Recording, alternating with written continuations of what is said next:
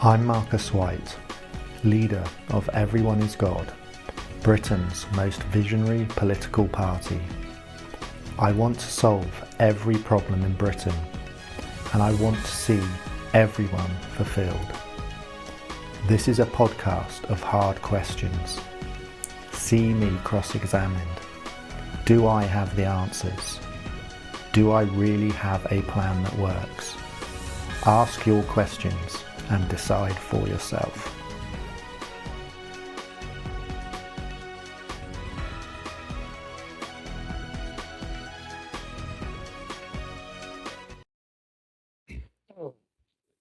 Good afternoon, good people. You're watching the Everyone is God political podcast with Brudsy and... Hi, I'm Marcus White, leader of Everyone is God, Britain's most visionary political party. And Marcus, how are we feeling on this lovely Tuesday? Yeah, it's going to be an interesting show today. I'm feeling good, Brad. We're looking at why people react violently and riot, and that whole phenomenon of very sort of emotional response and violent response to events in the media or other events through life. I mean, we're gonna dig deep into it, Marcus. But how are you finding? Reacting, talking to the people, listening to the comments and stuff. We've had some decent feedback, I would say, from social media so far in the short sort of start that we've had. We've had quite a lot of very sort of in-depth feedback where people are drilling deeper, and one lady on YouTube commented about a very famous, I believe it's a Hindu spiritual text, where they were talking about the whole use of violence in war and such like. So, people are really sort of engaging with what we're doing and asking very deep questions. Okay. Let's kick it off then, Marcus. The show today is about why people react violently. How do they get themselves from a normal working class person to getting themselves radicalized and, God forbid, burning things down and doing what we're seeing on social media at the minute. So, Marcus, why do you think people react violently? We've had two very high profile cases. The Stephen Ogilvie case in Northern Ireland, which has kicked off the Northern Ireland riots. And then, in 2024, I believe we had the Southport riots as well. Exactly. So, Marcus, what do you think's pushing people to this? What's going on? So it's a very important question. And the punchline is that the reason people riot is not because of these events at all. The events are actually the trigger and the justification for the rioting. But the underlying cause that drives people to riot is actually nothing to do with the events that are happening in the media or across the world. So that's the punchline here. And the real underlying reason that drives people to react violently to these events is because of trauma and neglect in the childhood of these people and their social conditioning that they've had from their parents and society at large. So you see, when people react violently, in their minds, they justify it as they're reacting and responding proportionately to events that have happened. But really, they're being driven by their subconscious emotions and what they've programmed from their childhood. And what I want to do is just drill down into a bit more detail with you now. So That's the sort of punchline here. It's not because of the event itself, which is an unusual thing to say. Marcus, so could you mind if I just pull you up a second? Because a couple of people have said that you do, like, from a few comments that I've had, a couple of people have said that you do mention childhood a hell of a lot, like in terms of, and some people, they see it as like the classic sort of psychologist sort of answer, oh, they've had a bad childhood, this is why they're acting up. It might not necessarily be in their childhood, it could be an experience that they have, or their upbringing, or their environment. So are you a firm believer that it's full on childhood, or do you just believe? Well, okay, so the answer is yes. I do believe that the predominant force will be childhood. I'm not saying it's the only thing. There's a genetic factor as well, and there is current events obviously, which do have some part to play. But to illustrate my reasoning, consider this, right? Why is there these events happen, okay, and they're put across the media? Everybody knows about, the Southport stabbings or Stephen Ogilvy. Everybody knows about it. It's in the media. So why then do people react so differently? Some people react calmly, other people react violently. Why is that? What's the difference between these people? It's not the event and the news they're getting. So it must be something else, and it's our psychology, and our psychology comes from our childhood. So in my view, that proves straight away it's not the event, because if it was the event that was causing it, then everybody would riot. Everybody would react the same way to that event. But there's a massive range in the way people react, from violent and burning houses down to calm and considered and how do we resolve this. So I think that proves that, there's something else going on. It's not the event. Okay. That moves us on. How big a role do you think social media has a part to play in this? Sorry, I know, this, can I briefly just go through the explanation of this? Because I understand, it's an interesting comment you had. People say, why do you keep going back to childhood? Well, because I believe this is the truth. And this is where we have to go if we want to resolve all of these problems. And I don't see there's any way around that. And I want to explain the reasoning for this. And we have done this a bit before, but this is important. And I don't think we can get away from this. So the first thing is, you see, trauma in childhood causes fear and anger. So if the son sees dad hitting mum, then the son is going to feel angry about that and scared about it. So all that programs into their personality that the world's a scary place, and they're angry towards the world. And then neglect has a similar effect. If dad's not present, or he favors another sibling, this can cause a lot of anger within a child as well. So things like this can be very subtle, but they can cause this very deep underlying anger, because when a child's young, it programs its whole concept of the world and how it reacts to it. And then on top of that, you've got sort of social conditioning, how people around the child throughout its childhood, how they tell it to react. So, does dad hit mum or shout at mum if she puts a foot out of line? If he does, he's teaching the child, you react with violence when you don't like something. That's what he's teaching the child. And similarly, if mum gets very angry about certain things that she doesn't like, she's teaching the child that that's how you respond to events that you don't agree with. So that's the social conditioning. Now, when children are brought up in this way, and it can be very subtle, because we all do it. No parent's perfect. I'm not perfect. I didn't give my children a perfect upbringing. I'm not trying to suggest that I get all this right. We all struggle with this. So this leads, when those children grow up, they have constant underlying anger and fear. And that leads them, they're waiting for a trigger to release that anger and fear. And they will latch onto events in the media or anything to justify the release of the constant anger they're feeling inside. And then they'll justify it. Instead of saying, they'll say, well, I'm angry because of this, because this event happened in the media. But actually, that's not what they're angry about. They're angry about their childhood.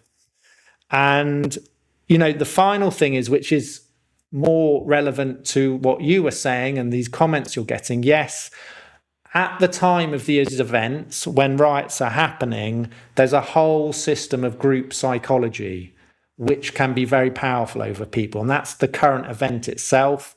People, because of the instincts we have, we can join in with a group and become violent. It's a very powerful force. So, that's my view of the explanation of why people riot. It goes back to childhood. Fascinating there. And you mentioned and you highlighted that, if the child has seen one of their parents be violent to each other, this could have a massive effect on, how they react in life. And I'm going to pull up some stats over here, some very interesting stats. So these are from the Northern Ireland riots so far. So they've made 23 arrests. so far in Belfast. 12 police officers been injured. Nearly half of all the rioters have had domestic abuse reports against them. Now that's Yeah. a massive stat. So Yeah. half of these guys writing have had some sort of domestic violent cases against them. That means they've been violent to their partners, friends, family. What does that reinforce your statement, Marcus? What you're Yeah, saying I there? think it does, because what it demonstrates is, look, that these people have got a history of violence. Now, Yeah. why is that? Why do they keep reacting violently? Why do they respond to events like this? Well, because they were taught to. It's just that simple. You see, people might find this boring and repetitive, but 95% of your problems that we have throughout society are caused through parenting and education. And I don't mean this to attack parents. I mean this, we all make mistakes as parents, but what we need is education about how to parent, and then we need to regulate parenting. And I don't see there's any way around that. That's where you form human beings. That's how adults are formed. They're formed in their childhood. And there's overwhelming research and evidence for this. Yeah. So if you don't get the formation of adults right, the adults will misbehave. It's just that simple. And that's how it works. We need massive education on psychology in all of education. And Marcus, if you were prime minister, what would you do to sort of reinforce this? Because we are seeing children as young as 6 years old just out of control. They're absolutely out of control. They're on social media. They're doing all different types of stuff. They're acting like, these people. They most of them have probably come from like really nice, not wealthy areas, but they've come from a decent area, and they act like they've been brought up in the Bronx in like one of the gangster movies that they watch. Like, this is the kind of thing that's programming these kids. They look up to this kind of stuff. So do you think this kind of social media sort of age and social media influencers, do you think this is having a massive sort of effect on the children, on the people in general? So I guess my answer is very repetitive.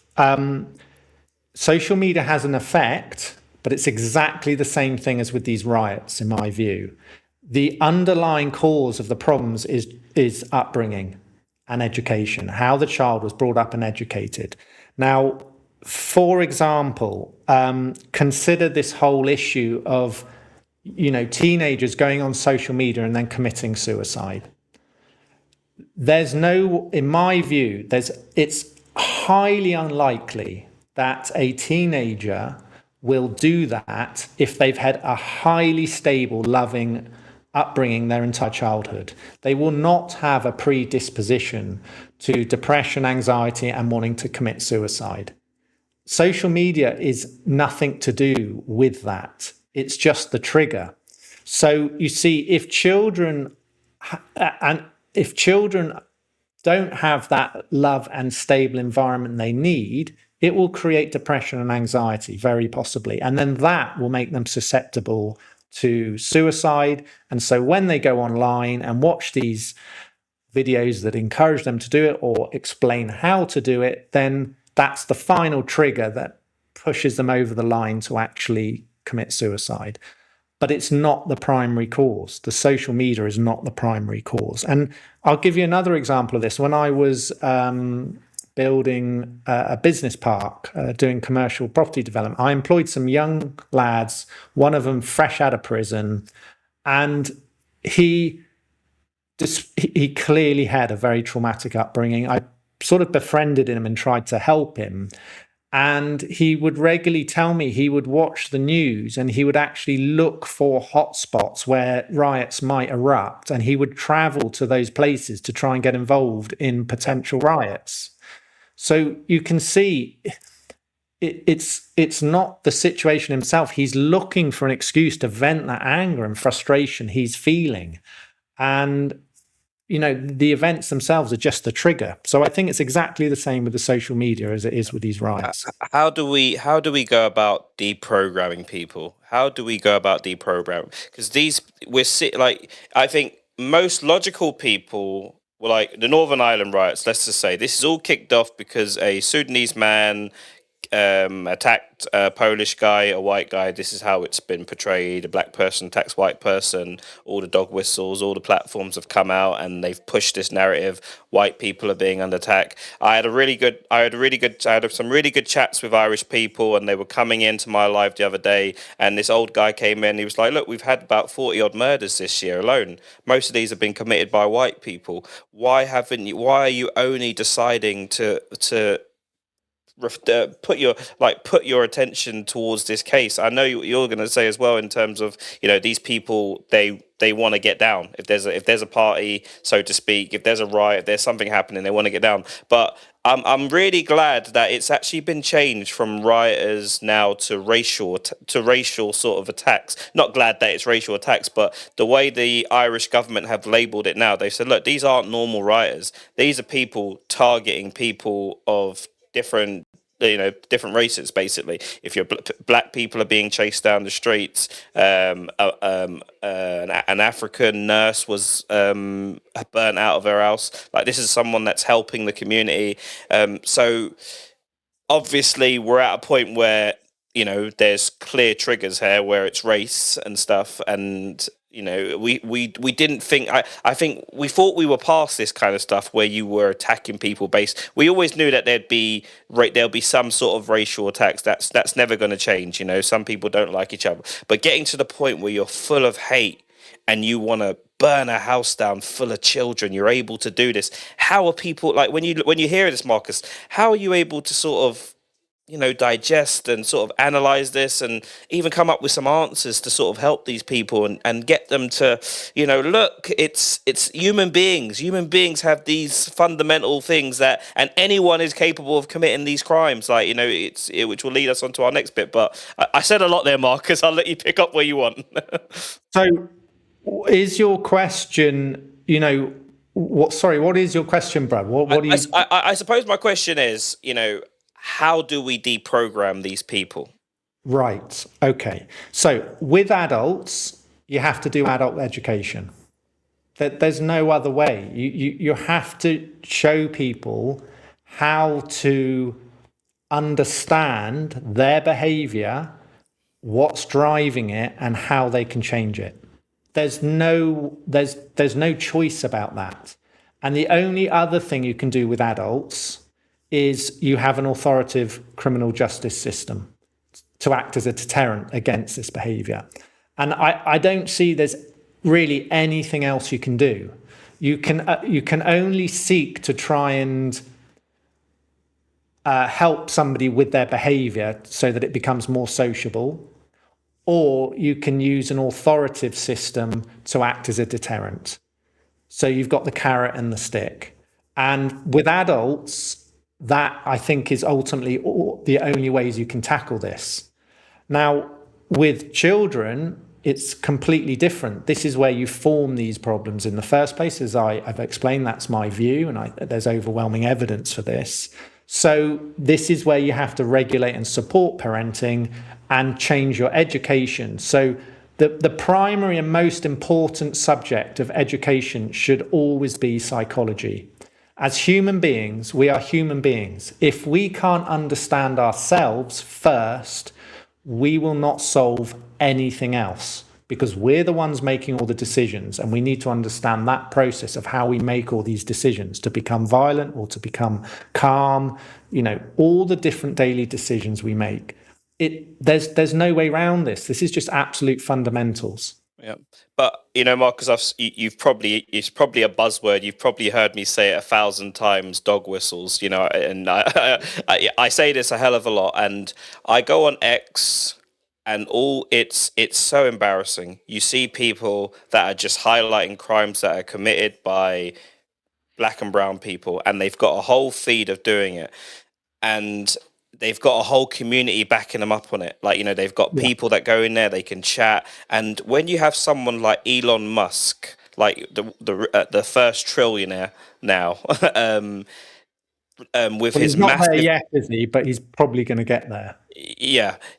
But with his massive platform, with his massive reach, this person can pretty much reach everyone, like half the planet. Basically, he can probably reach with his platforms. if you were prime minister, I mean, what is the benefit of having a platform that just allows you to project hate? Literally I, just allows you to project hate. There's no benefit to this in society. I think it just, when you have people, really powerful figures, and even to an extent Nigel Farage and Rupert Lowe, the way they're talking, it's very irresponsible. Like, what would you do? I mean, is there anything is there anything yeah, you could do as if you were prime minister to sort of stop this sort of misinformation, we're disinformation? Yeah, we're very radical. We believe this is a fundamental problem in society. As you've, I think, correctly pointed out, if you freely allow hate and misinformation and, you know, um, using, dog whistling, if you like, if you freely allow these things, then there's going to be profound consequences throughout society. And you're going to see all these problems we have: riots, racism, discrimination, etc., etc., etc. And one of the things that needs to happen, in our view, which is highly radical, we want to put a system of moral law in place. We want to bring morality and law together into one system. So something is either moral and legal or immoral and illegal. And we would bring, for example, we would want to have a law that says everybody must act positively at all times. This is extremely radical. So if somebody says, wants to start ruthlessly attacking somebody else, and especially if it's completely unfounded, then that would be illegal in our system. This is not an infringement of free speech. We believe passionately, if there is some reason to criticize somebody, so somebody has done something that is a fact and it's not right, and they therefore formulate an opinion based on that which is not favorable of them, then that is completely reasonable. yeah, But when, for example, you go into outright hate and attack without any factual basis, then we would make that illegal. yeah, This is extremely radical, what we're proposing. But our view is this: what type of world do we want to live in? Do we want to live in a world where everybody is respected and everybody's kind to each other, and people also are held accountable when there are facts presented that show they're in error in some way? Or do we want to live in a world where what we have now, where there's an epidemic of hate, there's an epidemic of attack, there's an epidemic of misinformation that has no factual basis at all? Do we want to live in that type of world and have all the consequences of it? And if you allow that type of world, then you're going to have daughters are going to be raped, people are going to be murdered, riots are going to happen, corruption, the whole gambit. So society, in my view, has a very simple choice. You either accept the level of violence and dysfunction you have a lot across society now and allow all this hate and such like to continue, or you say, no, we don't want this, to the point at which we're going to take action and we're going to make it illegal to be unkind or hateful to anybody. That is my view. That is the world I want to live in. A world where everybody's respected, where everybody's kind. Everybody's kind to me, I'm kind to everybody else, and everybody else is kind to everybody else. That yeah. is the world I want to live in. That's why I've set up my political party. And some people are going to say, "Oh, it sounds kumbaya." One of the common phrases that where people use is hurty words, and people getting upset about words, freedom of speech, and all this sort of nonsense. I'm like, guys, I get full on grown men, 70s, 80s, sending me messages, and all I'm doing is speaking reasonable. I'll say something as simple as this, guys: if you're only reacting to crimes when they're committed by minorities, then maybe you need to look deeper into yourself. Something as simple as that. And I'll have all these old men, oh, hurty words, oh, you're a big lefty, and all this kind of stuff. And I'm just like, like there's no reasoning with these people. You just can't reason with them. So I feel like the government have to sort of step in here and, like, for the benefit of humanity and society, guys. It might sound it doesn't even sound extreme to me. For me, it should be illegal to be racist. Like, what's the benefit? Why wouldn't you make that? I would enforce this with fines, like massive fines. If people got money and they've got like proper Yeah. assets, they're going to be a lot more careful about what they say. And that was probably a way of really affecting the older generation. But the younger ones, there's a reprogramming stage there. But it's really difficult, and I suppose everyone can get angry, Marcus. It will lead us on to the next Yes. bit. Everyone can get angry. You can get caught up in stuff. Have you ever felt angry, Marcus? And have you ever felt like, I don't know? Anger, well, anger is something I wrestle with all the time. I don't become violent. I don't, I don't scream and shout at people or use bad language, but I do feel a lot of anger within me. And it's something I have to manage very carefully. The way it comes out is my tone of voice can become off, and I can be harsh, a bit harsh with people. And that's how it comes out with me. And I'm trying to resolve this. I'm still working on this. But this is the thing. I'm no different to these people that riot. We're all human beings and we have the same psychology. And I've got anger in me. I have a lot of anger in me. And I'm quite happy to admit that. But, it's only because of the journey I've been on and trying to work with it. And in the past, I have attacked people, not violently, but I've engaged in small acts of vandalism. And it was all because of the anger I was feeling from my youth. It was there from a very young age. When I was when I was younger, I won't go into the whole dynamics of my family now because it's quite subtle and it would take a long time to explain. But even at 3 years old, I was extremely angry already at that age. So I have direct experience of this phenomenon, and my past has not been perfect. And I've fallen into attacking others because of my own anger. This is why I understand it, because I've experienced it for myself, and I still do to a lesser extent now. So, we're all in this. We're all part of it. And another example of this, Brad, is look what happens in Parliament. Yep. When you have Prime Minister's question time, it's not Prime Minister's question time. It's Prime Minister's all-out attack time. It is not a reasonable, balanced, calm way of acting.